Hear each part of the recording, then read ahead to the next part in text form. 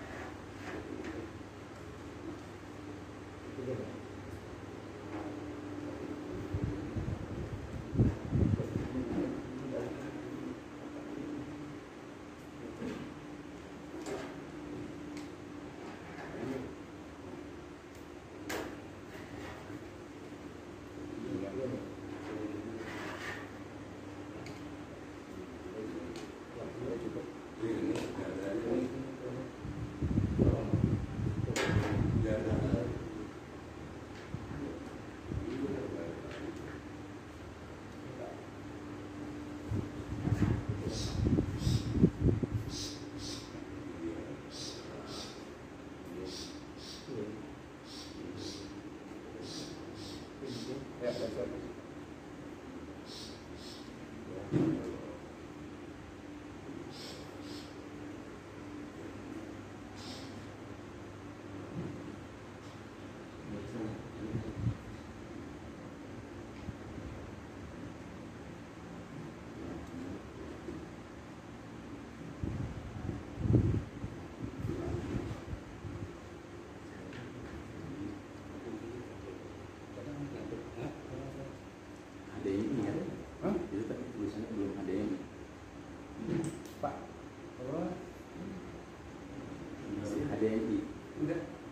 Tadi masih isi RGB tau.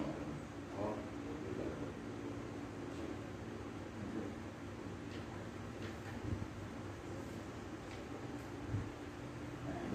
Oh iya. Ya.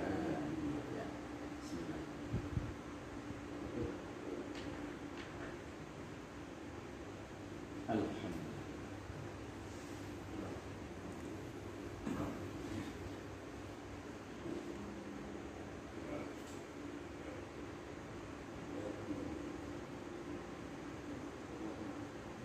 Baik, jemaah sekalian rahimakumullah, alhamdulillah pagi hari ini pertemukan kita dalam ketaatan sesudah kita menyelesaikan menuntaskan sholat subuh berjamaah. Kita lanjutkan dengan duduk dalam majelis ilmu sejenak. Mudah-mudahan majelis kita ini termasuk yang diberkahi Allah Subhanahu wa taala.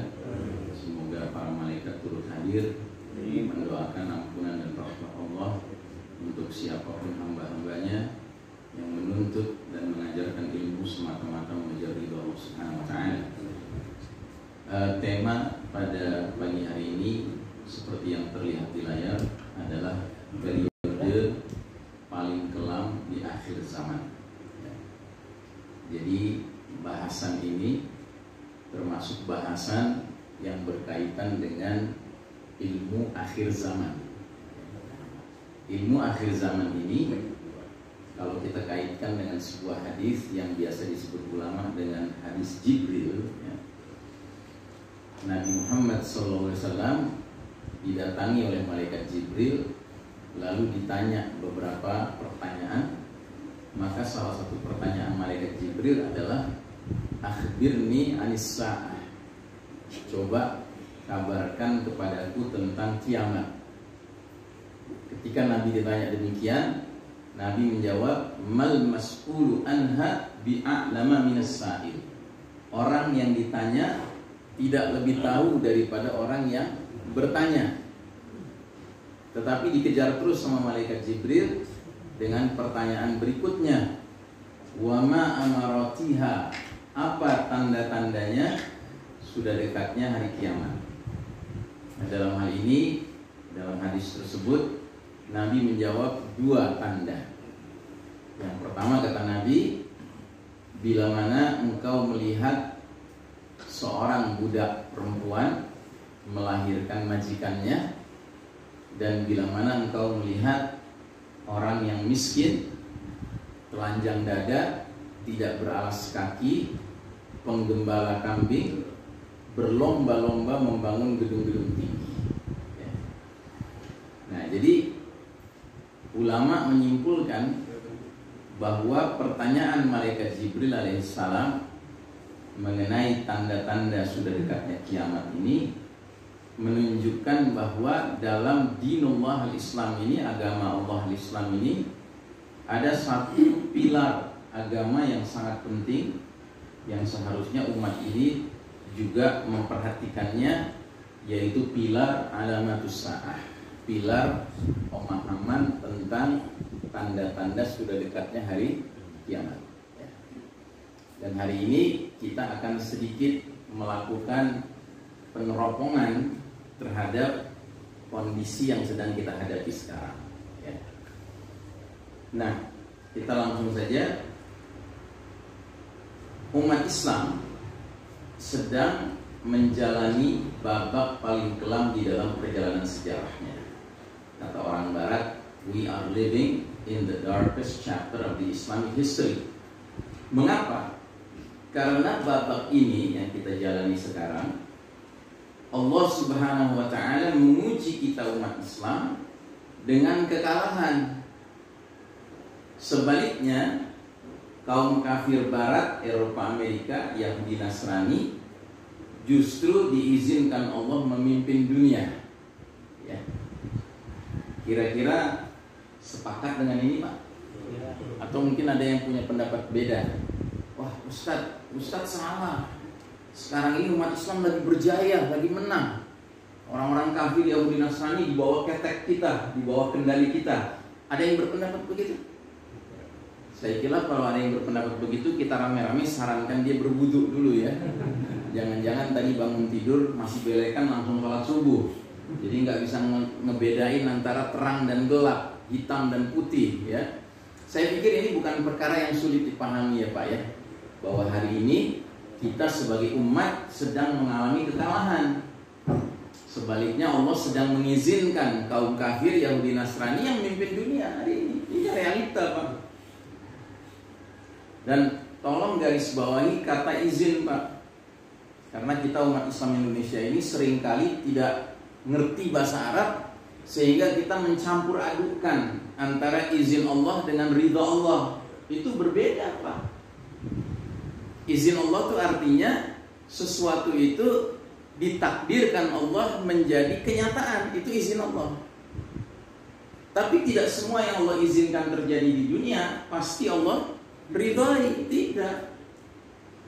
Kita ambil contoh pencurian, korupsi.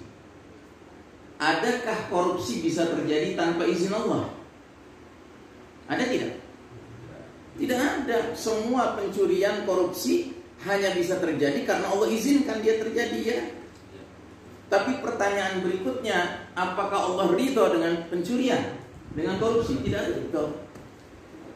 Makanya saking kerasnya Allah tidak ridho dengan pencurian, sampai-sampai hukum Al-Quran tentang mencuri, apa hukumannya Pak?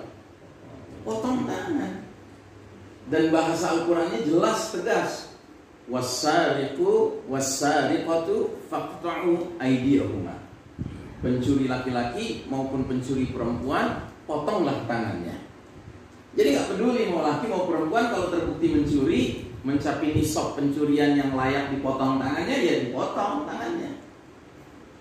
Untuk menunjukkan bahwa Allah tidak pernah ridho dengan pencurian, dengan korupsi. Atau kita ambil contoh lain lagi. Saya dengan saudara Zakaria di Mushola Al-Falah ini beberapa waktu yang lalu bikin rencana. mau mengadakan kuliah subuh hari ini di sini. Alhamdulillah Allah izinkan, ya kan?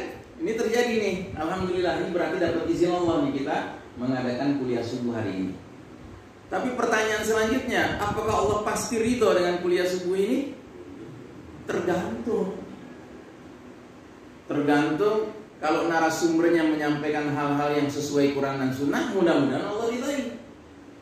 Tapi kalau narasumbernya menyampaikan hal-hal yang ngawur, ya, misalnya di dalam kuliah subuh ini justru narasumber menimbulkan keraguan terhadap kebenaran Islam, justru menganjurkan untuk mengucapkan selamat Natal misalnya begitu, ya kan? Sebuah hal yang aneh sekali, masa orang beriman mengucapkan selamat untuk peribadatan orang kafir yang sesungguhnya bertentangan dengan akidahnya. Ya nggak ridho Allah kalau seandainya narasumbernya ngawur begitu. Atau pesertanya, misalnya ada peserta pengajian kuliah subuh ini yang hadir bukan dengan niat lillahi ta'ala, mungkin niatnya lain, niatnya ditugaskan sama bosnya, coba periksa tuh ustadz radikal nggak? Gitu. Kan bisa kan Pak begitu? Allah ridha? Ya tergantung. Kalau bosnya itu orang soleh, orang beriman, disuruh periksa standar radikalnya benar. Tapi kalau dia orang ngawur, orang pencinta dunia dan tidak beriman pada akhirat, pasti standar radikalnya ngawur, ngaco. Nah, jadi saudara rahimakumullah, kita hari ini berada dalam kegelapan karena Allah menguji kita dengan kekalahan, sementara justru Allah izinkan kaum kafir memimpin dunia ini. Ini gelap Pak dunia hari ini. Dan apa dalilnya? Apa keterangan dari nasnya? Ini dalilnya. Hadis yang saya sebut hadis periodisasi atau hadis ringkasan sejarah umat Islam. Ya.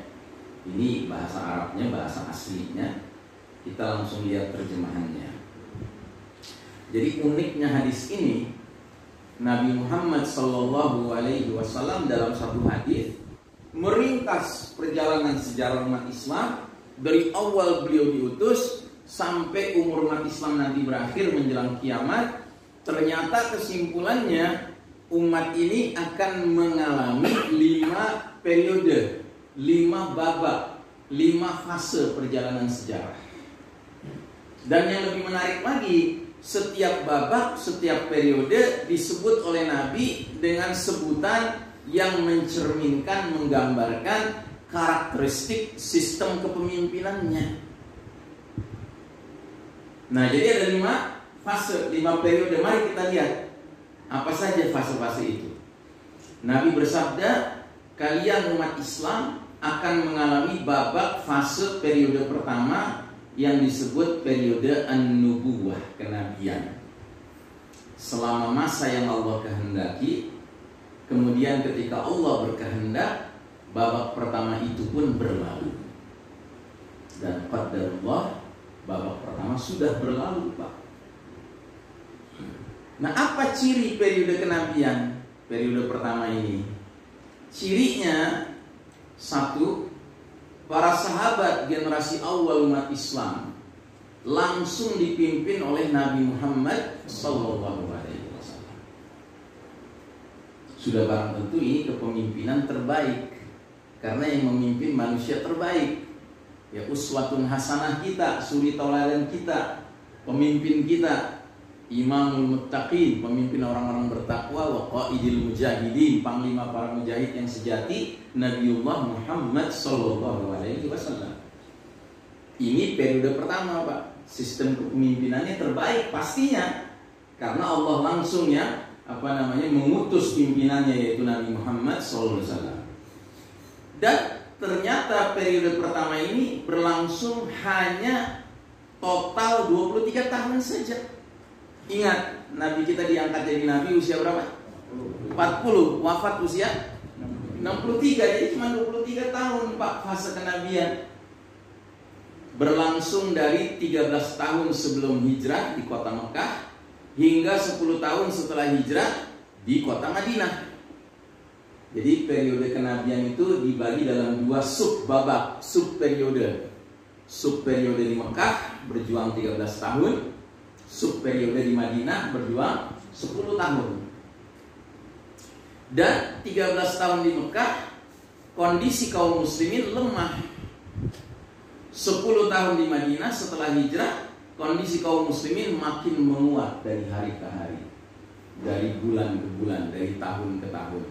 Sehingga puncaknya ketika Nabi Muhammad SAW wafat tahun 10 Hijriah, Jazirah Arab, semenanjung Arab yang tadinya tenggelam dalam zulumatil jahiliyah, kegelapan nilai-nilai jahiliyah, sudah dinaungi dengan nurul Quran, nurul Islam, cahaya Islam. Hanya dalam waktu 10 tahun, Pak. Nggak ada tandingannya itu, Pak. Nggak ada dalam sejarah umat manusia perubahan terjadi ya begitu mendasar dan menyeluruh, sementara dalam tempo yang begitu singkat 10 tahun saja, Masya Allah. Makanya ada penulis barat, bukan muslim, orang Kristen, dia bikin buku judulnya 10 tokoh paling berpengaruh sedunia dalam sejarah. Ternyata dia letakkan pada sosok tokoh paling pertama siapa? Muhammad bin Abdullah, Nabi Muhammad SAW. Dia orang Kristen. Dia meletakkan Yesus, Nabi Isa alaihissalam, pada urutan ketiga di bawah Nabi Muhammad. Karena menurut penilaian dia nggak ada tandingannya sosok Muhammad ini. Bayangkan hanya dalam 23 tahun dia bisa merubah kondisi masyarakat dengan izin Allah, dari tenggelam dalam kegelapan jahiliyah menjadi hidup dalam naungan cahaya Islam. Nah, ini periode kenabian. Makanya periode ini periode emas, ya, periode terbaik. Tidak ada tandingannya sepanjang sejarah. Sudah berlalu, Pak. Berlalunya dengan wafatnya Nabi Muhammad SAW. Terus kata Nabi selanjutnya, maka datanglah babak kedua. Disebut oleh Nabi Muhammad SAW dengan sebutan babak khilafah ala minhaj an-nubuwah, kekhalifahan yang sejalan, selaras, sesuai metode kenabian dalam hal kepemimpinannya, berlangsung selama masa yang Allah kehendaki. Kemudian ketika Allah berkehendak, babak kedua itu pun berlalu, dan qadarullah sudah berlalu. Apa cirinya babak kedua? Babak kedua ini cirinya, ini periode kepemimpinan Khulafa ar-Rasyidin, yaitu para khalifah-khalifah pengganti Nabi Muhammad SAW yang terbimbing langsung oleh Allah Subhanahu wa Ta'ala. Dan periode ini juga tidak berlangsung lama, Pak. Cuma berlangsung 30 tahun. Dari tahun 10 Hijriah sampai tahun 40 Hijriah. Dan yang menjadi pemimpin ya, itu sahabat-sahabat istimewa Nabi Muhammad SAW. Bahkan semuanya termasuk mubasyirina bil jannah, sudah dikabarkan berita gembira oleh Nabi akan menjadi penghuni surga. Siapa mereka? Abu Bakar Siddiq radhiyallahu anhu memimpin 2 tahun saja. Umar bin Khattab radhiyallahu anhu memimpin 10 tahun. Kemudian Utsman bin Affan radhiyallahu anhu memimpin 12 tahun. Kemudian Ali bin Abi Thalib radhiyallahu anhu memimpin 6 tahun. Kemudian Hasan bin Ali radhiyallahu anhuma memimpin hanya 6 bulan, nggak sampai setahun. Sudah berlalu. Ya. Jadi semua sahabat-sahabat ini termasuk sahabat-sahabat yang sudah dijanjikan oleh Nabi kabar gembira akan jadi penghuni surga. Masya Allah Ta'ala. Dan ini periode diistilahkan oleh Nabi sebagai periode kekhalifahan yang sejalan dengan manhaj kenabian, metode kenabian. Makanya Nabi pernah bersabda dalam sebuah hadis, hendaknya kalian ikutilah sunnahku dan sunnah khulafa ar-rasyidin al-mahdiyyin min ba'di. Sunnahnya para khalifah-khalifah yang terbimbing, yang mendapat petunjuk dari Allah sesudahku. Nah, itu maksudnya generasi para khulafaur rasyidin ini, Abu Bakar, Umar, Utsman, Ali dan Hasan ini. Nah, periode kedua ini adalah periode kepemimpinan terbaik setelah kepemimpinan Nabi Muhammad SAW. Ya. Dan dia tidak berlangsung lama, cuma 30 tahun. Sewaktu Nabi masih hidup, Nabi pernah mengatakan, sesudah aku berlalu akan muncul para khalifah 30 tahun. Dan sesudah itu muncullah al-muluk, raja-raja. Nah, maka kalau kita lanjutkan hadis ini, selanjutnya kata Nabi, datanglah babak ketiga. Namanya babak mulkan adhan, raja-raja yang menggigit selama masa yang Allah kehendaki. Kemudian ketika Allah berkehendak, babak ketiga itu pun berlalu. Dan qadarullah, babak ketiga juga sudah berlalu, Pak. Apa cirinya babak ketiga? Ciri babak ketiga adalah ini periode kepemimpinan mulkan adhan, yaitu para khalifah, ya, yang masih memberlakukan kitabullah was sunnah, Al-Quran dan sunnah Nabi sebagai sumber nilai, sumber norma, sumber hukum. Jadi pemimpin tertinggi umat Islam di periode ketiga, Pak, gelarnya tetap sama kayak di babak kedua, khalifah, ya. Dan ciri khalifah apa? Ciri khalifah dia memimpin, menjadikan Al-Quran dan sunnah sebagai sumber nilai, sumber norma, sumber hukum. Lalu kenapa Nabi menyebutnya mulkan adhan, raja-raja menggigit? Kenapa Nabi nggak sebut saja seperti sebutan babak kedua, periode kekhalifahan sesuai metode kenabian? Karena memang ada bedanya. Di satu sisi ada kemiripannya, sama-sama istilahnya khalifah, sistemnya khilafah. Cuma sayang, pola pergantian, pola suksesi seorang khalifah kepada khalifah berikutnya di babak ketiga itu meniru pola kerajaan. Kalau pola kerajaan caranya bagaimana, Pak? Waris mewarisi, ya, turun temurun, ya. Bahkan ketika sang khalifah masih menjadi khalifah, dia sudah nunjuk calon penggantinya siapa. Dan biasanya itu kerabatnya sendiri, kalau nggak anaknya, adiknya, sepupunya, ya pendek kata ada hubungan famili. Makanya disebut kerajaan, ya. Dan ternyata periode ketiga ini, Pak, berlangsung amat sangat lama. Berlangsung 1302 tahun, Pak.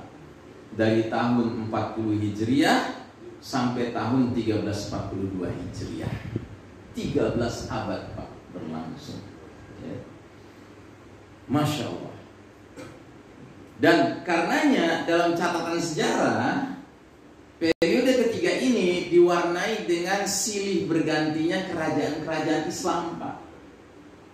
Dan dari sekian banyak kerajaan Islam itu 3 yang menonjol. Yang pertama, kerajaan keluarga besar Bani Umayyah.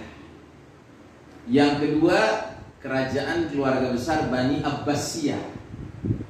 Dan yang ketiga, kerajaan keluarga besar Kesultanan Utsmani Turki, ya. Semua kalau di total 1302 tahun, Pak. Dan jangan lupa, jangan menutup mata dengan sejarah kita sendiri, bahwasanya selama 1302 tahun, Pak, umat Islam kadang-kadang mempunyai khalifah yang adil, yang penuh kasih sayang kepada rakyat dan umat ini, tapi kadang-kadang khalifahnya zalim.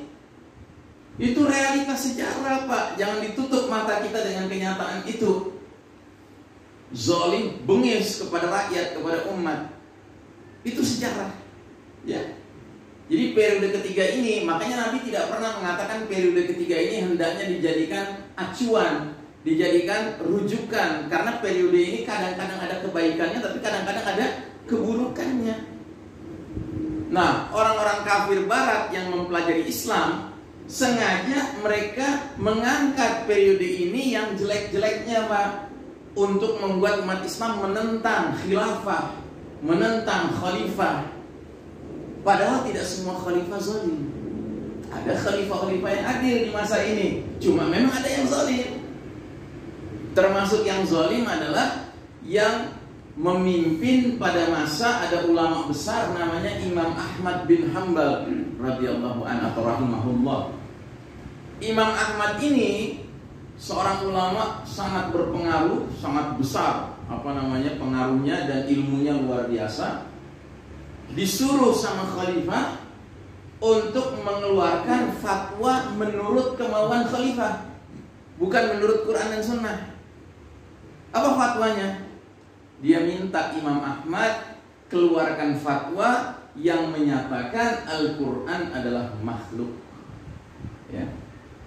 Imam Ahmad sebagai ulama yang berfaham dan berakidah Ahlus Sunnah wal Jamaah menjawab apa? Setuju atau tidak setuju? Tidak setuju. Dia bilang tidak, Al-Quran bukan makhluk, Al-Quran kalamullah. Al-Quran adalah firman-firman Allah. Tapi didesak sama khalifah. Imam Ahmad nggak bergoyang. Diancam penjara, Imam Ahmad nggak goyang, masuk penjara.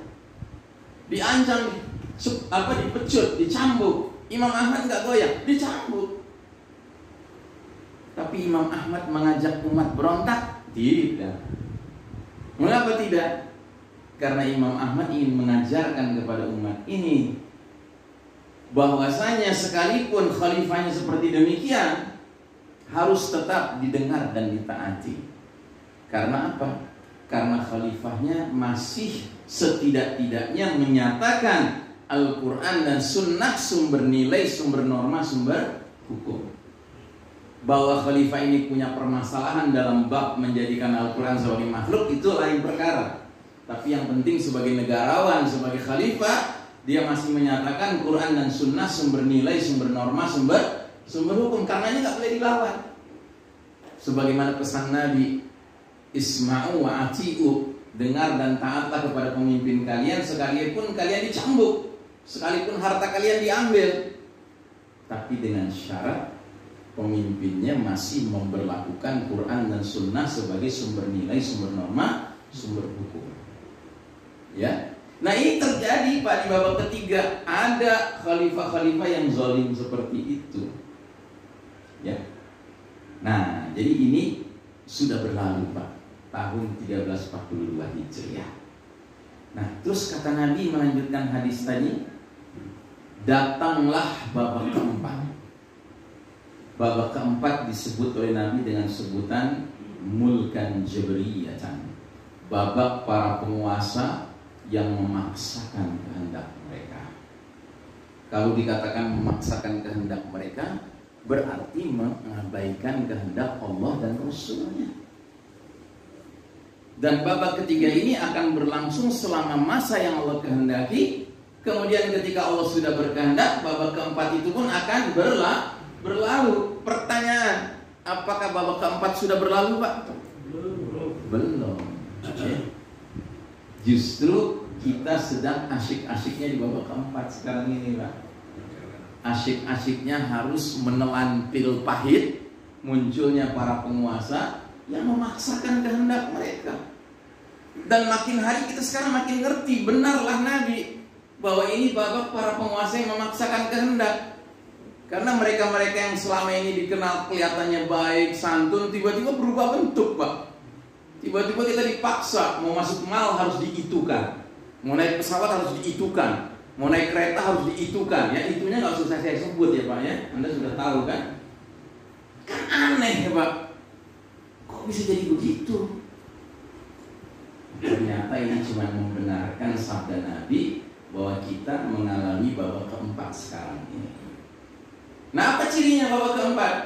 Cirinya babak keempat adalah ini periode kepemimpinan mulkan jabriyatan, para penguasa yang memaksakan kehendak mereka seraya mengabaikan kehendak Allah dan Rasulnya.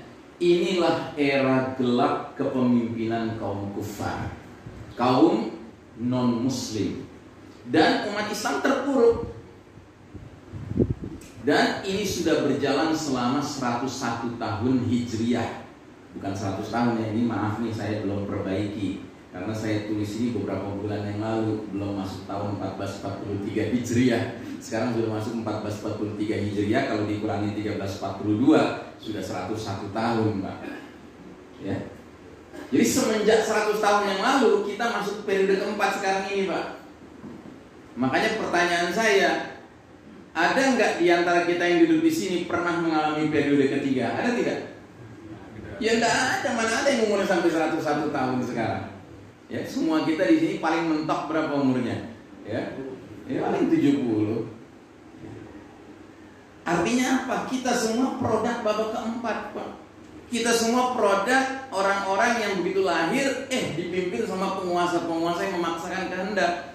Makanya kalau Anda mau jujur, semenjak Anda mulai remaja, mulai bisa mikir tentang persoalan ekonomi, sosial, politik dan sebagainya, ada nggak pernah punya pemimpin yang menyenangkan, yang memimpin dengan Quran dan Sunnah? Ada tidak?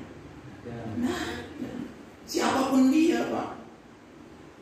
Dengan segala ingatan kita tentang mereka, ya nyata, Pak, nggak ada. Karena apa? Memang kita sedang menjalani babak paling kelam dalam sejarah umat Islam. Nah, jadi babak ini adalah babak di mana Allah Ta'ala sudah mencabut kepemimpinan umat Islam atas dunia ini, dan Allah punya maksud tersendiri, hikmah tersendiri, memutuskan sekarang giliran selain kaum muslimin yang mimpin dunia ini. Boleh Allah menentukan seperti itu? Berani bilang nggak boleh. Ya. Hak Allah sepenuhnya, kan Allah sendiri bilang dalam Al-Quran surat Ali Imran 26-27, Qulillahumma malikal mulki tu'til mulka man tasha' wa tanzi'ul mulka mimman tasha' wa tu'izzu man tasha' wa tudhillu man tasha' biyadikal khair innaka ala kulli syai'in qadir. Katakanlah, wahai Allah, penggenggam segenap kerajaan kekuasaan, kau beri kekuasaan pada siapa yang kau kehendaki, kau cabut kekuasaan dari siapa yang kau kehendaki. Jadi Allah pernah memberikan kepemimpinan dunia ini kepada umat Islam. Tetapi kalau Allah berkehendak, Allah cabut hak itu. Makanya kenapa sekarang kita merasakan kepahitan? Karena dunia ini tidak lagi dipimpin oleh kaum beriman. Dunia ini tidak lagi dikelola mengikuti petunjuk Quran dan Sunnah. Ya kacau dunia hari ini, Pak. Anda mau tahu kenapa sebabnya dunia hari ini kacau? Karena dunia dipimpin oleh kaum kafir yang mereka tidak mau memberlakukan Quran dan Sunnah, bahkan nggak mau di negeri kaum muslimin sendiri diberlakukan Quran dan Sunnah sebagai sumber nilai, sumber norma dan sumber hukum. Makanya negeri penduduk muslim terbesar di dunia, Indonesia ini sendiri, apa iya Quran dan Sunnah di sini diberlakukan sebagai sumber hukum, sumber nilai, sumber norma?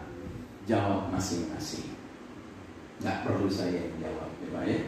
Semestinya masing-masing kita sudah bisa menjawab. Nah, tapi alhamdulillah, Nabi Muhammad SAW ketika menyampaikan hadis ini tidak berhenti di babak keempat. Jadi babak keempat ini bukan babak final, ya. Ini masih babak terminal juga, bakal berlalu juga. Makanya Nabi bersabda dalam hadis tadi, babak keempat mulkan jabriyatan, para penguasa yang memaksakan kehendak, berlangsung selama masa yang Allah kehendaki. Kemudian ketika Allah berkehendak, babak keempat itu pun akan berlalu. Dan kalau sudah berlalu, datanglah babak terakhir, babak kelima, yang Nabi sebut dengan babak khilafah al-minhajin nubuwah, kekhalifahan yang sejalan selaras dengan metode kenabian dalam hal kepemimpinannya. Tsumma sakata, kemudian Nabi diam. Para ahli hadis mengatakan kemudian Nabi diam, isyarat sampai disitulah batas akhir umur umat Islam. Dan tidak lama setelah itu kiamat akan terjadi. Nah, jadi babak kelima ini ternyata merupakan babak di mana kembali Allah Ta'ala memberikan kejayaan kepada umat Islam. Cirinya apa? Cirinya babak kelima ini adalah periode kepemimpinan Al-Mahdi. Pernah dengar istilah Al-Mahdi? Ya. Al-Mahdi itu bukan nama orang, Pak. Al-Mahdi itu gelar, julukan. Ya. Artinya apa? Seorang laki-laki yang dapat petunjuk dari Allah, dan seorang laki-laki yang ditunjuk Allah untuk berperan sebagai Amirul Mukminin fi akhir zaman, pemimpinnya kaum beriman di akhir zaman. Ya. Dan Al-Mahdi ini ketika nanti memimpin umat ini, Allah akan izinkan dia mengubah wajah dunia yang tadinya tenggelam dalam kezaliman menjadi hidup di dalam keadilan. Ya. Hadisnya berbunyi, "Ubasyirukum bil mahdi yub'atsu fi ummati ala ikhtilafin minan nasi wa zalazil fayamla'ul arda qisfan wa 'adlan kama muli'at jawran wa zulman." Kukabarkan berita gembira diutusnya Al-Mahdi ke tengah umat ini pada saat banyak perselisihan antar manusia terjadi, banyak gempa-gempa, bencana-bencana alam terjadi, dan Al-Mahdi akan penuhi bumi secara merata dengan keadilan setelah bumi sebelumnya dipenuhi secara merata dengan kezaliman. Ya. Dan saya termasuk orang yang husnuzon billah, sangka baik kepada Allah. Jadwal kedatangan Al-Mahdi tampaknya nggak lama lagi, Pak. Karenanya tugas kita sebagai orang beriman adalah membina diri dan keluarga kita masing-masing agar layak dinilai sama Allah untuk bisa bergabung dengan barisan Al-Mahdi. Ya. Jangan mengatakan, oh tugas kita cuma nunggu kedatangan Al-Mahdi. Bukan nunggu, Pak. Kalau nunggu namanya bengong. Ya. Kita harus aktif. Aktifnya apain? Ya bina diri kita, bina keluarga kita, supaya akhirnya Allah melihat, oh ini orang-orang yang layak nih kalau nanti Al-Mahdi muncul, dimudahkan untuk hijrah, untuk bisa berbaiat pada Al-Mahdi sehingga bisa ada di barisan Al-Mahdi. Tapi kalau kita cuek-cuek saja padahal jadwal kedatangan Al-Mahdi sudah dekat, jangan-jangan begitu Al-Mahdi hadir nanti media-media umum, sosial media mengatakan dia teroris, kita ikut bilang teroris juga. Padahal dia pemimpin kita, mestinya kita dukung, mestinya kita baiat kepadanya. Mungkin nggak itu terjadi? Mungkin tidak. Sangat mungkin. Makanya hari ini musuh-musuh Islam sudah mulai ya, membolak-balik fakta, Pak. Orang-orang yang soleh, orang-orang yang amar ma'ruf nahi mungkar, yang berjihad di jalan Allah dengan penuh keikhlasan, malah dibilangnya pengacau, dibilangnya radikal, dibilangnya teroris bahkan. Dan sebaliknya orang-orang yang menyebarluaskan kekacauan, yang menyebarluaskan kebohongan dan dusta, malah dikatakan sebagai pejuang hak asasi manusia. Jadi kita dipaksa untuk melihat yang baik sebagai buruk, yang buruk sebagai baik. Nah kita nggak boleh terjebak, Pak. Karena memang musuh-musuh Islam maunya kita terjebak, maunya kita tidak sanggup membedakan lagi mana al-haq, mana al-batil. Padahal semestinya dengan kita masih punya Quran dan Sunnah sebagai sumber nilai, sumber norma, sumber furqan, pembeda antara yang benar dengan yang salah, mestinya kita nggak gampang dikelecehin, Pak. Tapi kenapa kita gampang dikelecehin? Karena kitanya sendiri banyak yang masih mengabaikan Quran dan Sunnah. Itu problem kita. Ya, warisan sucinya ada, tapi nggak digunakan, nggak disyukuri. Nah, saya minum ya.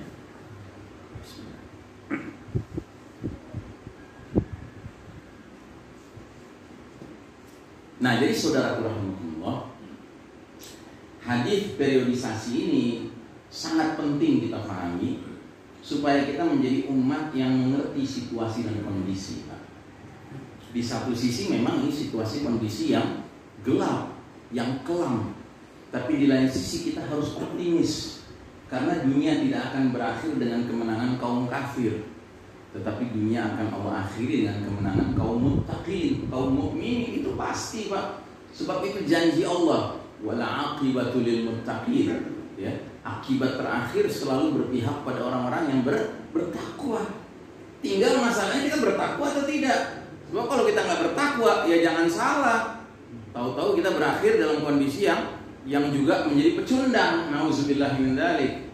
Bahwa sekarang kita pecundang, iya. Kenapa? Karena yang memimpin dunia ini adalah kaum kafir. Kalau kita hidup di bawah naungan kepemimpinan kaum kafir dianggap pecundang, mudah-mudahan itu tanda bagus, Pak. Tapi kalau kita hidup di bawah naungan kaum kafir lalu dianggap sebagai orang yang hebat, orang yang lurus, orang yang benar oleh mereka kaum kafir itu, kita harus hati-hati. Masa kita bangga dipuji sama orang kafir? Ya kan? Bentar-bentar dapat hadiah sebagai juara dunia di bidang ini, bidang itu. Hati-hati, ini ada mau apa ini? Ya kan? Jangan kemudian merasa bangga. wah di dunia internasional orang muslim itu dianggap hebat gitu. Hati-hati Pak, ini bukan zaman yang kita boleh menganggap pujian itu penuh kejujuran Pak. Tidak. Dan ini bukan zaman kalau orang dicela itu berarti memang benar-benar layak dicela di mata Allah Ta'ala. Ya karena apa ya? Karena kaum kafir memang terbalik-balik melihat masalah Pak. Nah jadi saudara rahimakumullah, perjalanan kita sebagai umat itu mengalami ups and downs, kondisi naik dan kondisi turun. Dan ini Allah sendiri yang menyatakan dalam Al-Quran. Ada sunnatullahnya, ada hukum Allahnya. Namanya sunnatut tadawul, sunnah bergiliran. Allah Ta'ala berfirman, وَتِلْكَ الْأَيَّامُ نُدَاوِلُهَا بَيْنَ النَّاسِ. Dan demikianlah hari demi hari, masa kemenangan dan kekalahan, kejayaan dan keruntuhan kami pergilirkan di antara manusia agar mereka bisa mengambil pelajaran. Jadi jangan mentang-mentang kita menganggap diri kita ini kaum beriman ya Pak ya, lalu kita menuntut sama Allah agar kita di dunia ini menang terus-terusan. Gak begitu jalan ceritanya dunia Pak. Dunia ini segala sesuatu sifatnya sementara Pak. Kita berjaya sementara, kita kalah juga sementara. Jangankan umat, pribadi satu orang saja. Ya kita berganti-ganti situasi kita Pak. Kadang-kadang kita sehat, kadang-kadang kita sakit. Kadang-kadang kita untung, kadang-kadang kita rugi. Kadang-kadang kita senang, kadang-kadang kita susah. Ya itulah dunia Pak. Dunia beda dengan akhirat. Kalau di akhirat semua sifatnya baqa. Baqa itu artinya lestari, kekal. Orang yang bahagia di akhirat nanti Pak, bahagia terus-terusan. Mudah-mudahan kita masuk golongan itu. Tapi orang yang sengsara di akhirat nanti ya sengsara terus-terusan. Wa na'udzubillahi min dzalik. La yamutu fiha wala yahya. Dibilang mati kagak, dibilang hidup kagak. Menderita terus. Kullama nadijat juluduhum baddalnahum juludan ghairah liyadzuqul azab. Tiap kali kulitnya udah habis terbakar karena api neraka, diganti sama Allah dengan kulit yang baru supaya apa? Supaya merasakan azab. Na'udzubillah. Nah di dunia ini kita mau menang terus, nggak bisa Pak, nggak bisa dipaksakan karena sudah ada sunnah Allah, sunnatut tadawul, pergiliran. Nah gilirannya kita sekarang lagi kalah. Terus mau apa? Mau ngomel sama Allah? Jangan. Itu namanya tidak terima takdir. Padahal iman kepada takdir termasuk salah satu rukun iman Pak. Ya, al-imanu bil qadari khairihi wa syarrihi. Iman pada takdir baik yang menyenangkan maupun yang pahit. Kita harus terima takdir ini. Tapi yang penting kita tidak kemudian menjadi orang yang ikut kepada kezalimannya, kepada kebatilannya. Nah, jadi kalau kita lihat Pak, kadang kita berada di atas, kadang kita berada di bawah. Ini garis merah ini batas ini Pak. Kalau kita di atas garis merah kita berarti sedang berjaya. Kalau di bawah garis merah kita sedang kalah. Nah kita sekarang di fase keempat Pak, era mulkan jabriyatan, para penguasa yang memaksakan kehendak. Kita berada di bawah Pak. Sejak kapan? Sejak 101 tahun yang lalu, tahun 1342 Hijriah atau 1924 Masehi yang lalu, Allah putuskan umat Islam yang tadinya berjaya selama 1342 tahun Hijriah, berjaya kita, sekarang kita terpuruk jadi umat yang kalah. Ya. Kita nggak perlu ngomel sama Allah. Yang penting kita bersabar. Yang penting kita istiqomah. Ya. Karena syarat masuk surga bukan menang di dunia Pak. Ya, kalau syarat masuk surga harus menang di dunia, berapa banyak orang yang nantinya nggak bakal selamat di akhirat. Padahal mereka pejuang-pejuang di jalan Allah Ta'ala. Bahkan di dalam syariat Islam ini, mati syahid itu termasuk kematian yang mulia Pak. Padahal dia mati, ini kelihatan kayak orang kalah kan gitu. Ya orang mati kan dalam medan perang kan dianggap kalah Pak, oleh orang-orang yang gak ngerti hakikat menang dan kalah. Tapi bagi orang beriman, kalau seseorang pergi ke medan jihad fisabilillah melawan musuh-musuh Allah, ya dengan penuh keikhlasan lillahi ta'ala, li'i'la'i kalimatillah, semata-mata untuk mengangkat tinggi-tinggi panji kekibaran kalimat tauhid, lalu dia menemui kematian, dibunuh orang-orang kafir, dia mendapatkan kematian yang termulia di sisi Allah Ta'ala. Yang sampai Allah katakan, wala taqulu liman yuqtalu fi sabilillahi amwatun bal ahya'un walakin la tash'urun. Jangan kalian katakan orang-orang yang mati di medan perang itu di jalan Allah, mereka itu gugur. Sesungguhnya mereka hidup, tapi kalian tidak menyadarinya. Ya. Jadi hakikatnya orang yang mati di medan peperangan di jalan Allah, dia bukan kalah, dia malah menang, Pak. Sekalipun dia menemui kematian di medan perangnya. Makanya kenapa kaum kafir dari dahulu kala ya paling ngeri kalau umat Islam sudah angkat senjata, ya jihad fisabilillah. Karena orang beriman itu kalau berperang di jalan Allah Ta'ala bukan nyari kemenangan di dunia, tapi nyari ya apa yang disebut dengan ya al-mautu fisabilillah, kematian di jalan Allah Subhanahu Wa Ta'ala. Kayak Khalid bin Walid, panglima perang kaum muslimin yang setiap mimpin peperangan gak ada kamus kalah, pas selalu menang.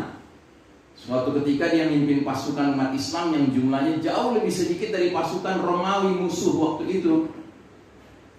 Tapi dengan mantapnya dia menyatakan kepada para pengikutnya, ya di hadapan para pengikutnya, ya para tentara-tentara yang dia pimpin, dia ungkapkan kalimat, "Jitu bi unasin yuhibbunal mauta kama tuhibbunal haya." Hei bangsa Romawi, hai tentara-tentara Romawi, aku datang dengan sekumpulan manusia yang mencintai kematian sebagaimana kalian mencintai kehidupan. Suara Khalid sampai ke musuh, Pak. Tentara Romawi dengar begitu langsung ngacir, dia lari ke panglimanya, dia lapor, "Pak Panglima, ini panglimanya orang muslim ngomong begini." Langsung gemeter itu panglima Romawi. Dia bilang, "Bagaimana kita bisa mengalahkan suatu kaum yang nyari mati sedangkan kita nyari menang," katanya gitu. Ya. Kalah, Pak, jatuh mentalnya. Nah, begitulah Islam, Pak. Ya, Islam itu ajarannya tidak melihat dunia ini sebagai segala-galanya, tidak. Di dunia ini kita diuji, Pak. Kadang kita diuji dengan kemenangan, kadang diuji dengan kekalahan.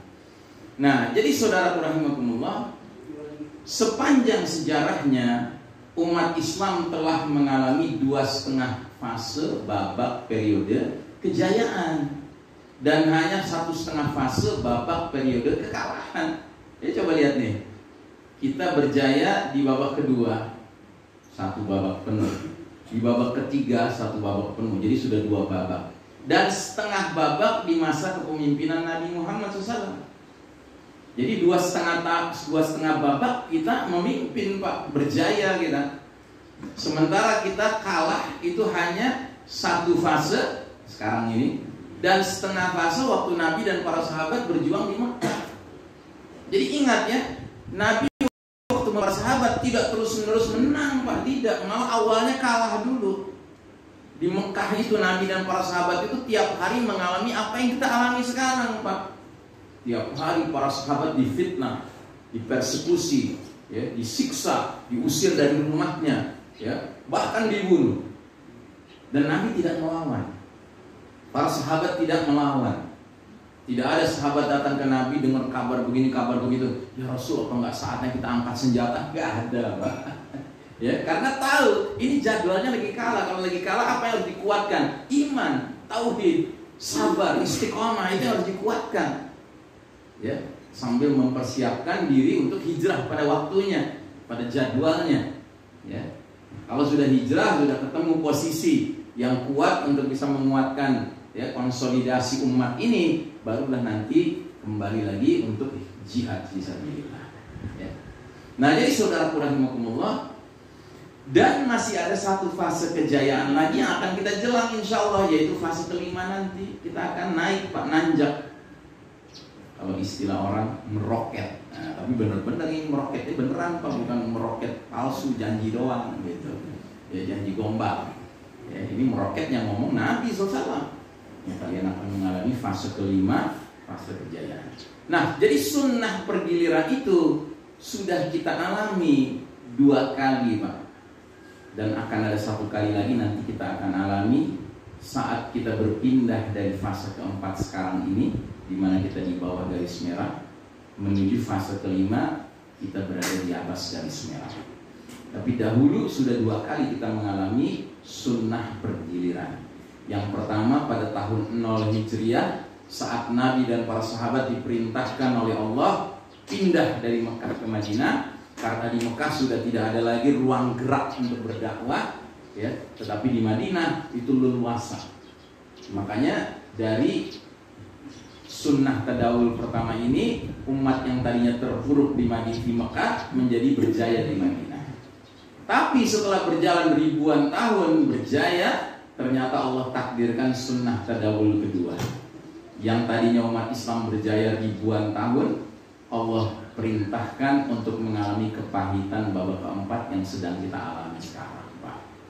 Tapi percayalah, sunnah tadawul ini akan berulang kembali, dan yang berikutnya yang kita akan jelang adalah berakhirnya fase keempat penuh dengan kezaliman, ya, kejahatan kaum kafir yang memimpin dunia sekarang ini, menuju fase keadilan, kejayaan umat Islam yang dipimpin oleh pemimpin yang benar-benar dipilih oleh Allah Ta'ala, Al-Mahdi itu. Bahkan selanjutnya nanti kita akan dipimpin oleh Nabiullah Isa alaihissalam. Ini tadi belum saya bahas ya. Jadi setelah Al-Mahdi nanti, pemimpin kaum beriman di akhir zaman memimpin kita, kepemimpinan berikutnya adalah Nabiullah Isa alaihissalam. Jadi kita ini Pak umat Islam punya keyakinan yang mirip kayak orang Nasrani. Cuma mereka nyebutnya Yesus Kristus turun dari langit di akhir zaman, ya kan? Itu satu perbedaannya. Yang kedua perbedaannya, kita meyakini Isa alaihissalam nanti kalau turun di akhir zaman bukan bawa ajaran baru, bahkan bukan membenarkan agama Nasrani yang sudah menyimpang jauh dari ajaran aslinya Nabi Isa alaihissalam. Tetapi Nabi Isa alaihissalam nanti akan menjadi sosok yang mengikuti syariat Nabi Muhammad sallallahu alaihi wasallam. Bahkan Nabi Isa alaihissalam dalam hadis dikatakan yuqatilun nas 'alal Islam, dia akan perangi manusia sampai mau memeluk Islam. Jadi semua orang kafir termasuk ahli kitab Yahudi Nasrani sama Isa alaihissalam diajak masuk Islam. Kalau mau diperlakukan sebagai saudara seiman, kalau nggak mau diapakan? Dibunuh, Pak. Kok kejam gitu, kok sadis gitu Nabi Isa alaihissalam? Katanya Nabi Isa santun. Betul santun, tapi pada jadwal yang dulu. Pada jadwal yang nanti tegas ya. Kenapa? Karena dunia udah mau berakhir, Pak. Masa dunia udah mau berakhir nih orang-orang kafir masih ngeyel juga, nggak mau nerima ajaran Nabi paling akhir yaitu Nabi Muhammad SAW. Maka sama Isa alaihissalam cuma dikasih dua pilihan, atau lo masuk Islam atau lo mati.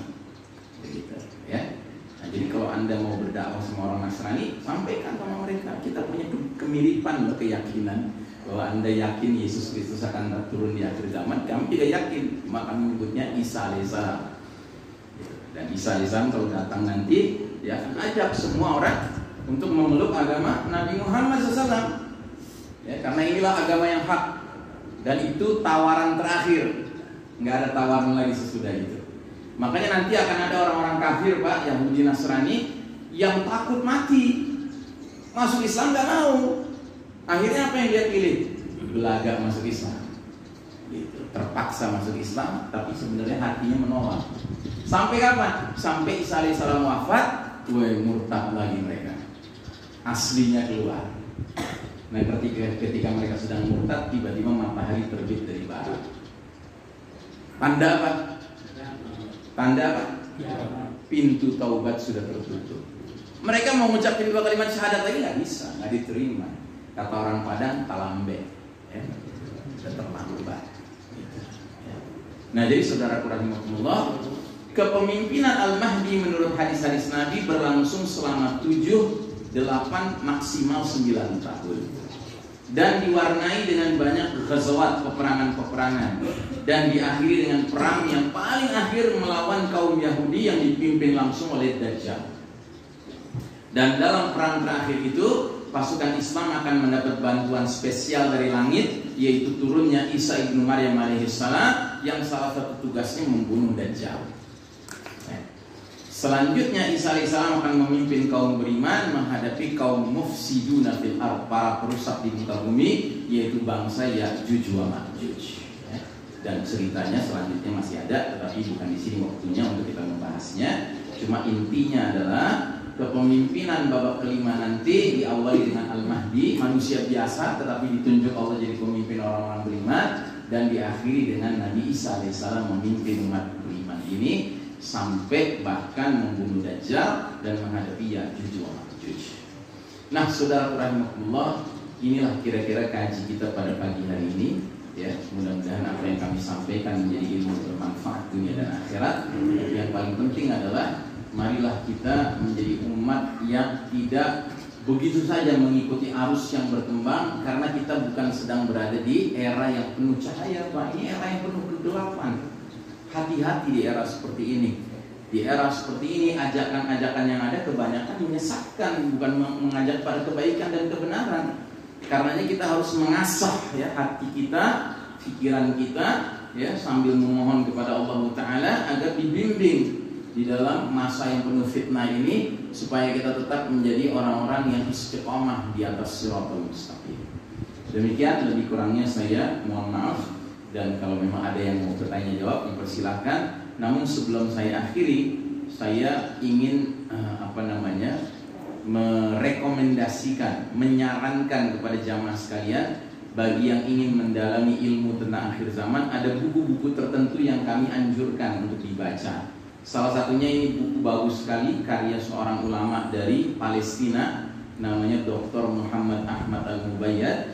Judul bukunya Ensiklopedia Akhir Zaman.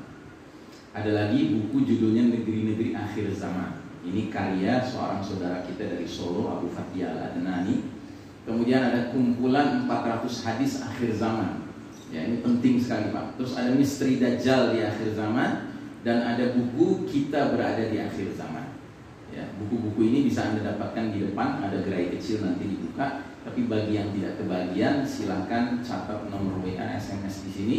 Bisa Anda pesan lewat WhatsApp atau SMS ya kepada nomor yang terkait di sini. Ya, ini bukan nomor saya, ini nomor yang mengurus masalah buku-buku ini. Ya, karena kita perlu ilmu, Pak.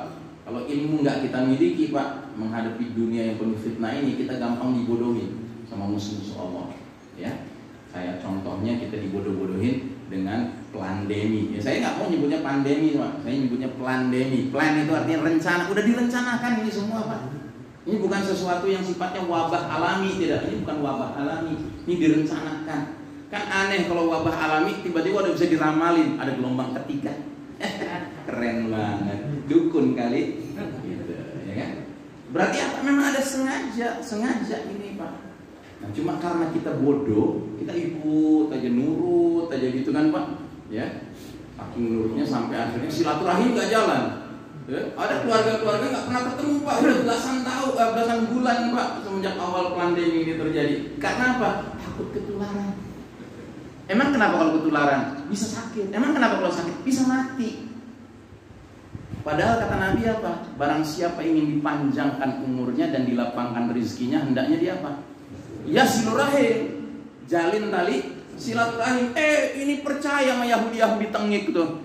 Kalau kita silaturahim malah bisa mati. Nauzubillah min dzalik. Lebih percaya mana kita? Nabi kita apa? Dokter-dokter yang udah jadi orang-orang bermanhaj WHO itu. Mana yang kita lebih percaya? Harusnya Nabi yang lebih kita percaya. Ya. Sehingga nggak ada silaturahim, Pak. Gue hari ini mau datang ke rumah lu, boleh nggak? Enggak lah, lewat Zoom aja deh. Astagfirullahaladzim. Kan beda, Pak, lewat Zoom dengan kita ketemu langsung, jabatan tangan, senyumnya kelihatan, pelukan, ya kan? Sampai ada kawan saya, Pak, orang Betawi. Dia tinggal sama ayahnya, abahnya, umurnya 80 tahun, Pak. Suatu hari pas lagi makan siang, itu kalau makan siang tuh si abah, si kakek ini ngumpul sama anak, mantu, cucu-cucunya ngeriung makan bareng. Datang encing nih. Encing tahu encing? Ya, bibinya, buleknya datang gitu. Buleknya si kawan saya ini. Begitu datang langsung nanya, Bang, emang abang kalau makan kayak begini? Emang ayah makan dari dulu begini, ngeriung sama anak, sama mantu, sama cucu, katanya gitu. Enak banget ya abangnya. Ayah nih, kalau datang anak, mantu, cucu, mereka klakson dari mobil. Tet, ayah datang ke ruang tamu. Mereka buka jendela mobil, mereka dada-dada. Ayah dada-dada dari jendela ruang tamu. Udah kayak monyet di kebun binatang. Nah, ya. Jadi saudara rahimahullah, ini bukan zaman yang mudah, Pak. Ini zaman yang kita ingin ubah cara pemahaman kita dari apa yang selama ini sudah kita yakini kebenarannya. Kita disuruh goyang, tidak lagi percaya kepada ucapan-ucapan Nabi Muhammad SAW. Baik, ini saja barangkali yang bisa kami sampaikan. Kalau ada forum tanya jawab. Saya sangat berterima kasih karena bagi saya memang bertanya itu penting Pak untuk memperdalam lagi ilmu. Saya kembalikan dulu kepada Saudara Zakaria. Wassalamualaikum warahmatullahi wabarakatuh. Saya disampaikan Ustaz, mungkin ada yang ditanyakan, silakan gimana?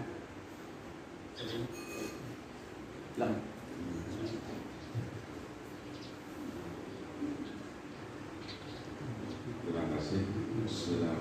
Assalamualaikum warahmatullahi wabarakatuh. Waalaikumsalam. Ustaz, tadi sudah dijelaskan periodisasi zaman. Apakah itu berlaku untuk wilayah Muslim saja atau juga berlaku seluruh dunia? Ya. Karena begini, kalau tadi periode ketiga, periode raja yang membuat itu kan kurang lebihnya 101 tahun yang lalu ya, sampai 1300-an kan. Nah, pada saat itu kan dari penjelasan tadi memang sih ada yang raja yang bagus, ada yang tidak bagus. Nah, kalau kita lihat di wilayah Nusantara sendiri, pada saat itu kan kita dalam keadaan yang sebelumnya itu mengalami mungkin zaman Sultan Anu bagus-bagus gitu kan. Tapi kemudian pada saat itu juga mengalami masa penjajahan bangsa Barat. Nah, gitu kan. Nah, apakah itu juga termasuk dalam wilayah raja yang memiliki itu? Gitu? Ya. Apakah hanya di wilayah Muslim atau juga seluruh dunia itu mencakup?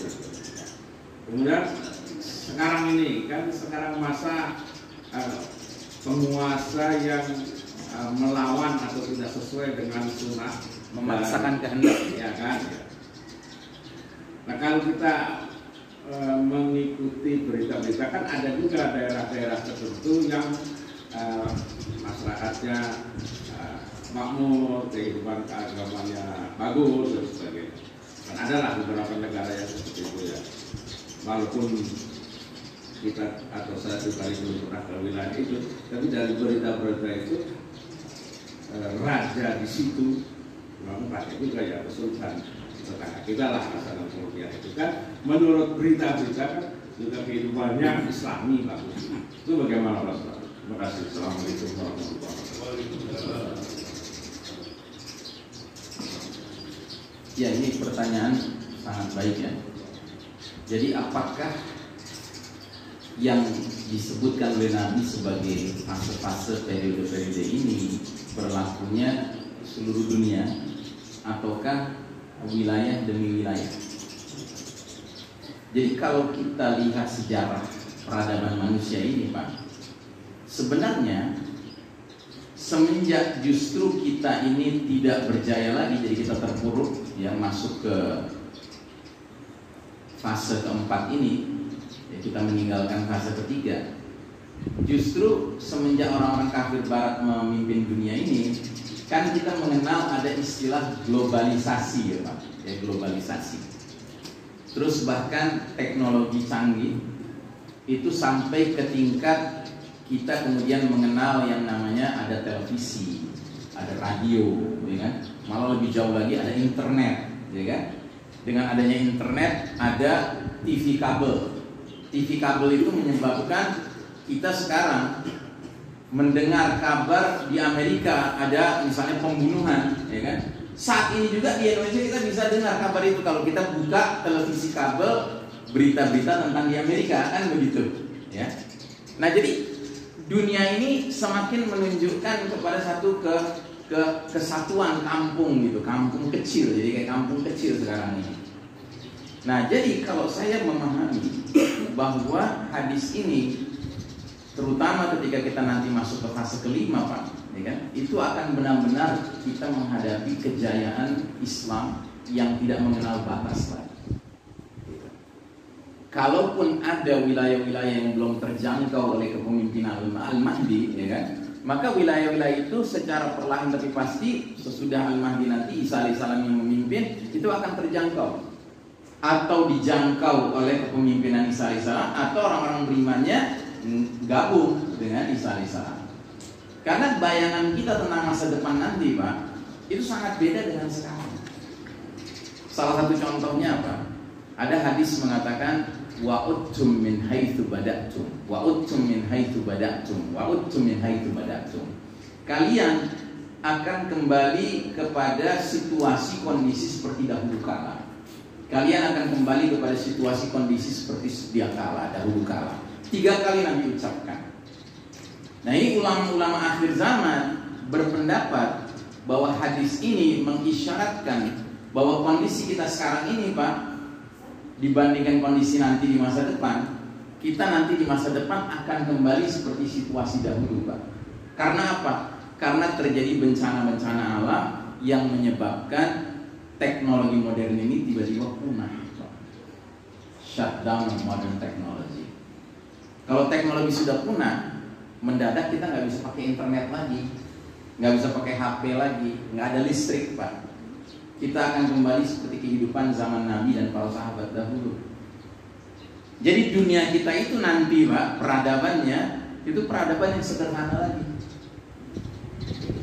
Ya. Nah, jadi kalau saya memahami dari hadis ini bahwa nanti fase kelima itu adalah fase kepemimpinan yang umat Islam memang jangkauannya itu mendunia. Kalaupun ada wilayah-wilayah yang tidak terjangkau, itu sifatnya atau nanti dijangkau oleh khilafah, ya kan? Atau merekanya yang hijrah untuk bergabung dengan khilafah. Ya. Karena jangan lupa setelah kepemimpinan Al-Mahdi, ya, akan muncul fitnah yang paling dahsyat namanya Dajjal. Ya.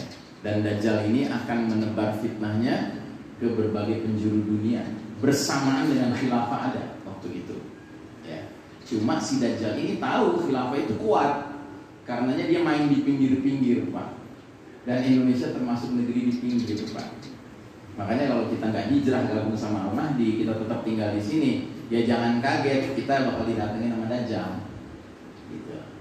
Nggak apa-apa sih asal kita punya ilmunya, karena Nabi pernah bilang juga sama para sahabat, ya kalau nanti Dajjal datang, ya hendaknya kalian menjauh darinya, hendaknya kalian tidak mempercayainya. Dia akan mengaku dirinya Rabb Tuhan, tapi hendaknya kalian tetap menjawab Rabbunallah, Rabb kami adalah Allah.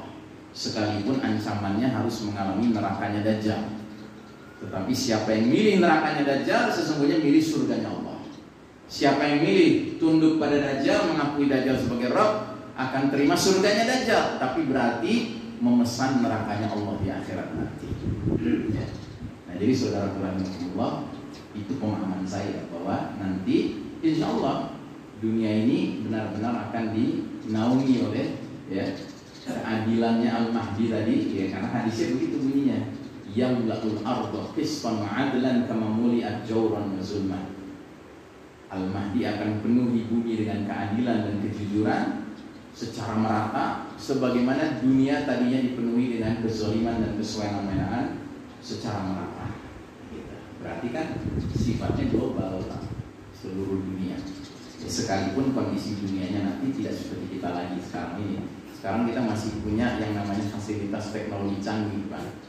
Tapi nanti nggak ada teknologi canggih.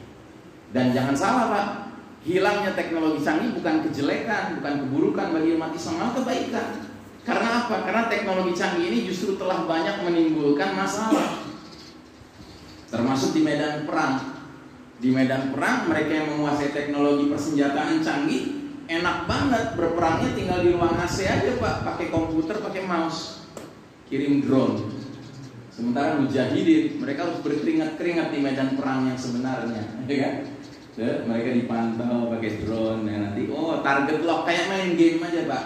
Pencet knob jeger, rudalnya bergerak, mati 200 mujahidin sekaligus dengan istrinya, anaknya, ya kan, ibu-ibu, wanita. Kalau ditanya kenapa mereka ikut dibunuh, ya nggak bisa dielakkan. Wih, nggak bisa dielakkan.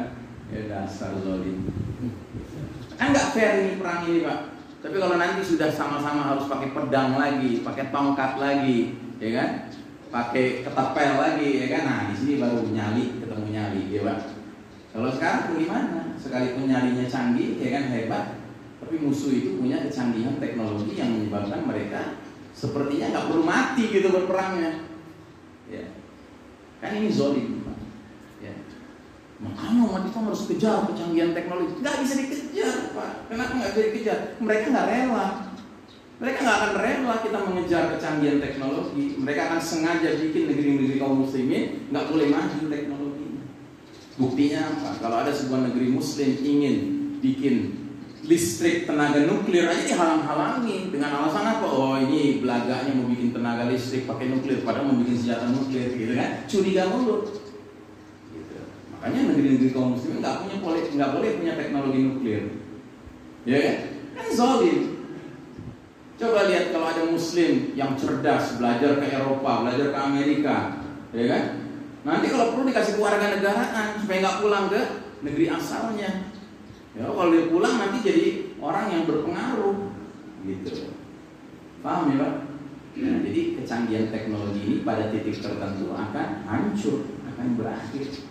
Dan itu menurut keyakinan saya adalah makar Allah. Itu makar Allah nanti kalau sudah terjadi.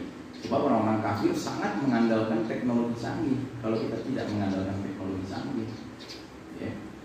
Makanya alhamdulillah di negeri kaum muslimin seperti Indonesia ini, kita kadang-kadang dilatih sama PLN ya, mati lampu ya, dilatih untuk bersabar.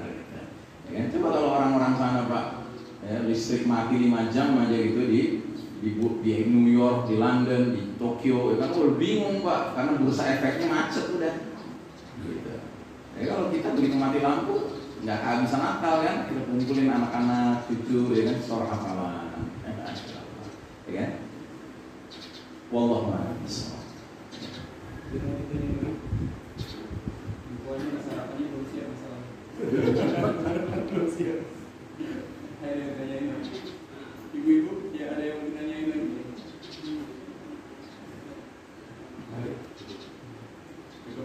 Baik, kita tutup lampunya.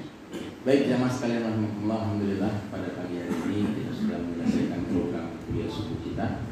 Untuk itu mari kita mengharapkan keberkahan dari Allah Ta'ala. Kita tutup dengan doa yang disunnahkan Nabi kita, yaitu doa kifaratul majlis, doa penutup majlis. Subhanallahumma wa bihamdika, asyhadu an la ilaha illa anta, astaghfiruka wa atubu ilaik. Walhamdulillahirabbil alamin. Wassalamualaikum warahmatullahi wabarakatuh.